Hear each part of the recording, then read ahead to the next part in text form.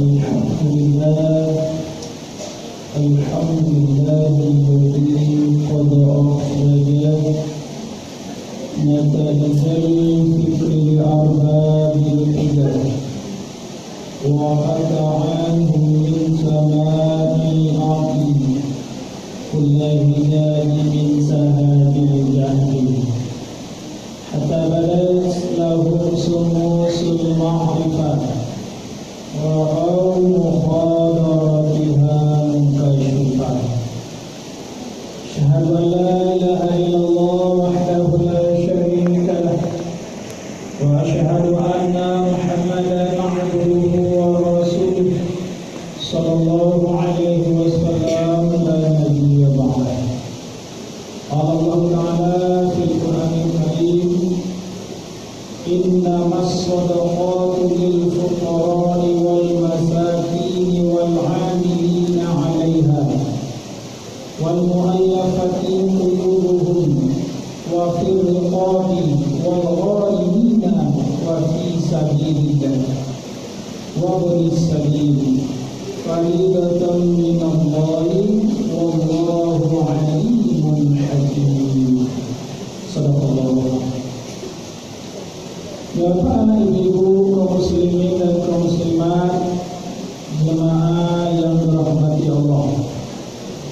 Kita bersyukur kepada Allah Subhanahu wa taala dengan mengucapkan alhamdulillahirabbil alamin. Kemudian salam dan salawat kepada Nabi kita Muhammad sallallahu alaihi wasallam. Bapak Ibu,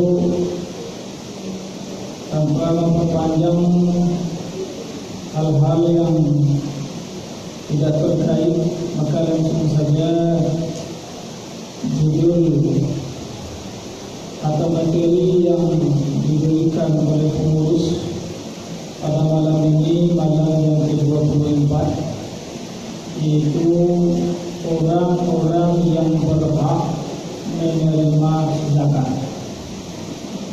Orang-orang yang berhak menerima zakat,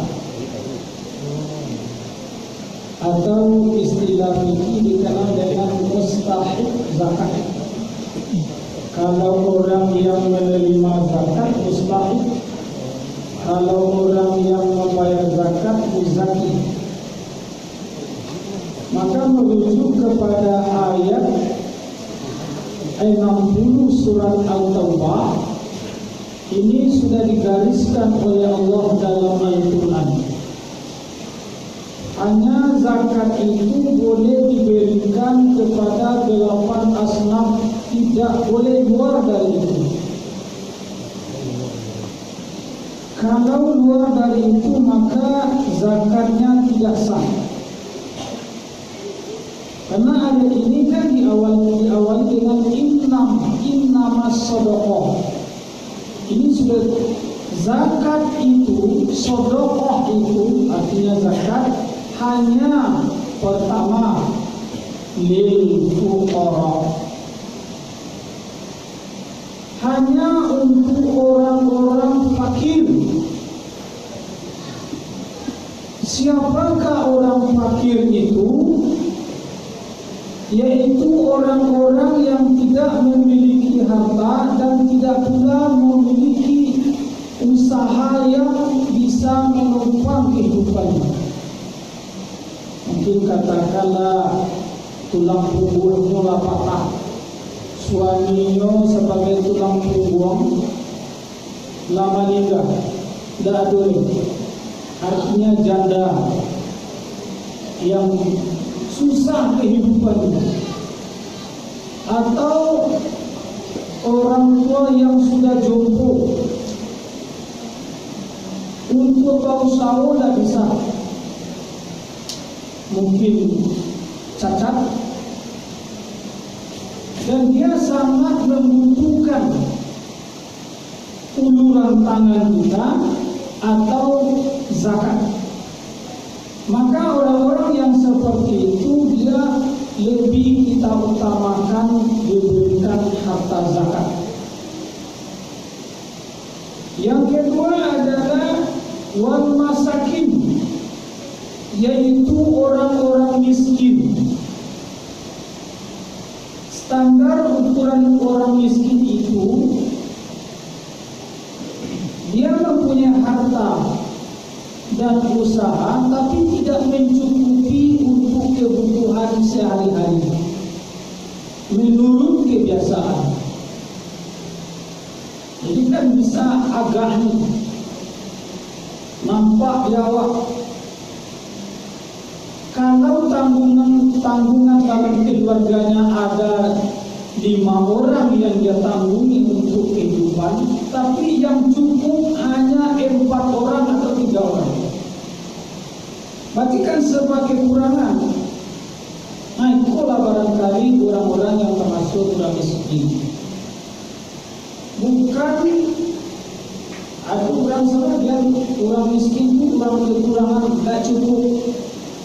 Itu secara umum. Andaikan kebutuhan hidupnya 5 juta, sementara pinti itu 4 juta, atau kebutuhan hidupnya ada 1 M, sementara uang hanya setengah M. Ini tidak bisa dikatakan orang miskin. Nah, kalau saja dunia luar itu Bapak Ibu, kalau target orang dikatakan miskin, hal yang tidak mencukupi, banyak awak pun tidak cukupi. Banyak yang tidak cukupi. Banyak yang mengaku tidak cukup. Amu miskin Pak Ustaz, amu kebutuhan amu sabulanku Pak Ustaz 10 juta, ini ada 8 juta. Jadi kalau itu dikatakan tidak bisa dikatakan orang miskin. Jadi agaknya kan bisa. Kalau tanggungan banyak, sementara hasil dari usahanya itu cuma bisa sedikit atau separuh yang menanggung, berarti itulah orang yang kita beri dengan dana zakat, termasuk dia orang miskin. Kadang-kadang kan digabungkan antara fakir dan miskin. Kemudian selanjutnya dalam ayat ini dikatakan wal amilina 'alaiha, yaitu amil zakat. Aduh kalimatnya 'alaiha. Kalau amilin saja berarti panitia zakat, amil zakat barangkali hanya sifatnya sementara atau sebagai bantu-membantu. Bukan itu usahanya, bukan itu tugas utamanya. Tapi dalam ayat ini dikatakan wal amilina 'alaiha adalah panitia zakat yang dibentuk, di-SK-kan oleh pemerintah. Kalau zaman Rasul amil zakat, panitia zakat Rasul yang langsung sekali. Kalau Jawa kan di-SK-kan, diperintahkan oleh pemimpin. Memang itu tugasnya. Dia bekerja di situ sehari-hari, mengumpulkan dana zakat, apapun itu dijapui bola namanya, dan mencatat serta mendata orang-orang untuk menyalurkan dana zakat. Jadi bukan sekedar mengumpul saja, tapi didata. Kapan perlu langsung ke lapangan. Perlu tak orang itu dibantu dengan dana zakat? Itu tugas panitia. Kadang-kadang maaf saja Bapak Ibu, pengelolaan zakat itu kurang tapi sasaran. Datang orang minta bantuan zakat, kadang-kadang petugas zakat atau ambil zakat hanya mencari dari data. Dia miskin, ulang kumpul tidak, bupati dibantu tidak, karena data saja. Seharusnya terjun ke lapangan, cari dengan makhluk kapal itu tidak ulang kumpul zakat. Kemudian kalau dicari di masjid itu panitia zakat langsung di-SK-kan oleh pengurus masjid. Dan biasanya Bapak Ibu kalau 10 Ramadan terakhir itulah mulai dibentuk panitia amil zakat supaya dimaaf dan badan-badan oleh. Jadi kalau di kampung-kampung Bapak Ibu kadang-kadang salah kama zakat kaum saji, kama bapita kaum saji. Memang musaji itu bisa menerima zakat. Memang musaji itu bisa menerima fidyah kita. Yang bisa menerima kita itu adalah panitia amil zakat. Musaji itu beda, boleh cabut ke menerima zakat musaji. Kalau di kampung-kampung begitu Pak Ibu. Kamu bapita kamu musaji, kamu bapita kamu salat. Jadi dibentuklah panitia zakat, amil zakat di musaji, di musalah, gunanya untuk mengumpulkan zakat-zakat dari masyarakat. Dan panitia itu seperti tadi bukan saja mengumpulkan tapi mendata. Jadi zakat yang dikumpulkan bukan untuk inyong, ambo panitia zakat uang. Tapi didata, disalurkan sesuai dengan ayat 60 surat At-Taubah. Maka panitia zakat hati-hati untuk menyalurkan dana zakat nanti. Jangan orang yang tidak berhak menerima kita berikan dan orang yang berhak menerima tidak kita berikan. Maka tanggunglah bagi amil zakat. Kemudian wal mu'allafati qulubuhum, yaitu mu'allaf. Mu'allaf itu Bapak Ibu ada mu'allaf. Lah ada sabalun yang masuk Islam, itu ada di dunia. Lah banyak yang pelajari Islam kok. Sehingga yang masuk Islam langsung jadi ustaz. Kan ada baru masuk Islam langsung jadi ustaz saja dia. Aku nak kue pendirian. Aku nak perlu dibantu dengan dana zakat. Jadi yang mu'alaf maksud dari ayat itu, karena ada situ adalah qulubuhum, hatinya itu masih bimbang. Dia masih Islam, tapi hati itu bimbang, ragu-ragu, minim ilmu agama. Supaya hatinya kok kuwe ke Islam dibantu dengan zakat. Itulah orang-orang atau mu'alaf yang bisa menerima zakat. Kemudian selanjutnya Bapak dan Ibu, wafir riqab, yaitu para budak. Kalau zaman Rasul itu kan ada orang merdeka, ada budak, ada perbudakan. Jadi untuk memerdekakan budak itu dengan dibantulah dengan dana zakat. Kalau di awal ini dia ada budak, dia ada perbudakan zaman dini. Di kampung awal itu tidak ada. Barangkali itu sangat sulit untuk mencari. Kalau tidak ada, maka itu tidak perlu diberikan asnaf. Kemudian wal gharimin, gharim, itu maksudnya bukan garim. Gharim itu adalah orang yang berhutang. Beda dengan makasih hutang itu Bapak Ibu, nyo dulu pernah nyo sebagai tukang dulu nyo banyak haratu, nyo bantu dalam pembangunan madrasah, nyo bantu pembangunan masjid. Ini yang memberikan dukungan. Pada suatu saat nyo terlibat suatu masalah, akhirnya nyo jatuh, bangkrut. Ini kau banyak utang. Jadi utangnya itu bukan untuk yang maksiat, tapi untuk kemaslahatan. Kalau nyolah jatuh tapai, utang banyak, utang itu bukan untuk dirinya, untuk kemaslahatan. aku nan perlu lebih dengan dana zakat. Jadi waduh Pak Ustaz, aku perlu dana zakat kok Pak Ustaz, kan aku orang utang kredit kondago diselesai lain, tidak perlu dengan dana zakat. Itu dah ingin namanya. Pak Ustaz, aku orang utang Pak Ustaz, angsuran rumah aku selesai lain, tidak. Sekarang itu Pak Ustaz banyak awak orang utang, anak kecukupi di dana zakat.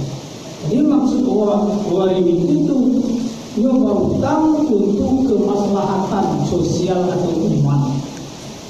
Bapak Ibu kaum muslimin dan kaum muslimat yang berbahagia. Kemudian selanjutnya adalah wafi sabilillah, yaitu orang-orang yang berjuang di jalan Allah. Kalau zaman Rasul orang-orang yang berjihad. Karena orang berjihad itu ada orang yang ada punya haratu, ada orang yang kurang haratu, ada orang yang mampu hartanya banyak ini berjihad berjuang menegakkan agama Allah.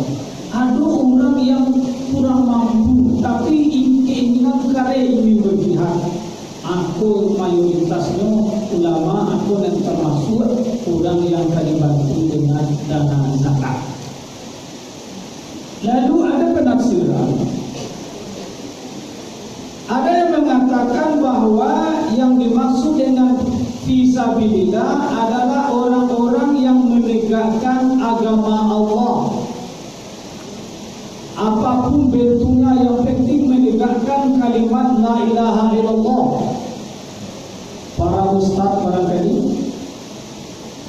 imam, atau juga ada yang mengatakan tempat rumah ibadah, pembangunan madrasah, itu boleh dibantu dengan dana zakat. Tapi yang terpenting, kalaulah fisabilillah para dai, para ulama, para ustaz kalau mulai kayu, dan zakat kok seharusnya tidak usah ini. Kalau boleh mampu para ustaz, para buya, ulang kayu, aja dia diri. Sungguh pun kuado haknya di sini, tapi yang jangan diambil kalau lebih mampu. Karena dalam ayat itu Bapak Ibu, abang kok itu orang yang pertama datang. Kalau orang fakir pun sangat-sangat membutuhkan. Kadang-kadang wajahnya di satu daerah Bapak Ibu ditampil lain, orang fakir itu dah pecik zakat sini. Sementara yang lain limu zakat tapi ini, berarti kan tak merahkan. Apa salahnya orang fakir, orang miskin itu tak banyak lagi dengan zakat. Itu sangat membutuhkan. Itu yang lain banyak dapat. Yang lil fuqara wal masakin sakit cik zakat kenapa rezi di selantang. Kan begitu. Jadi yang membutuhkan lil fuqara wal masakin di fisabilillah. Kalau orang mampu lekayo, wah ustaznya lekayo mampu, kan yang lain. Bapak Ibu muslimin dan muslimat berbahagia.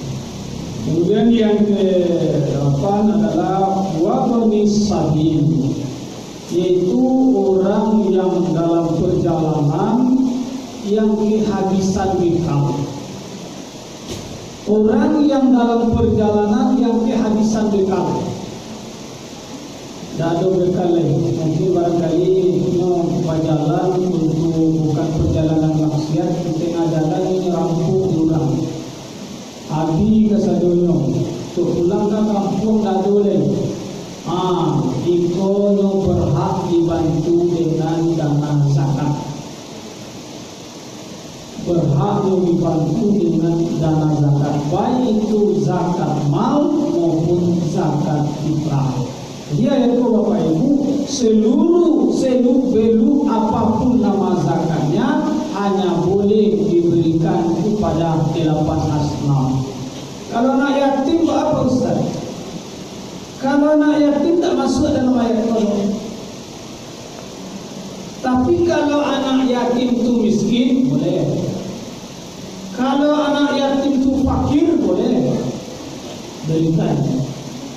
Tapi kalau tidak masuk dalam, tidak fakir, tidak miskin, tidak segala macam, maka tidak ada pembagian dana zakat sesuai dengan ketentuan ayat. Jadi hanya diberikan kepada 8 asma. Tak boleh keluar dari itu. Bapak Ibu kaum muslimin dan kaum muslimat yang berbahagia, maka dengan waktu yang lebih kurang 1 minggu lagi, maka marilah Bapak Ibu untuk menyalurkan zakatnya. Apakah itu namanya zakat mal atau zakat fitrah? Kalau di kampung-kampung Bapak Ibu kebanyakan orang mengambil zakat pola bulan cara ini orang berzakat. 1 Syawal yang berzakat. Lebih baik awak mengambil zakat atau sedekah wajib itu di bulan Ramadan sebelum kita menunaikan zakat. Supaya berkah Ramadan itu dapat ya Allah. Baik Bapak Ibu, mungkin itu saja yang dapat disampaikan. Terima kasih.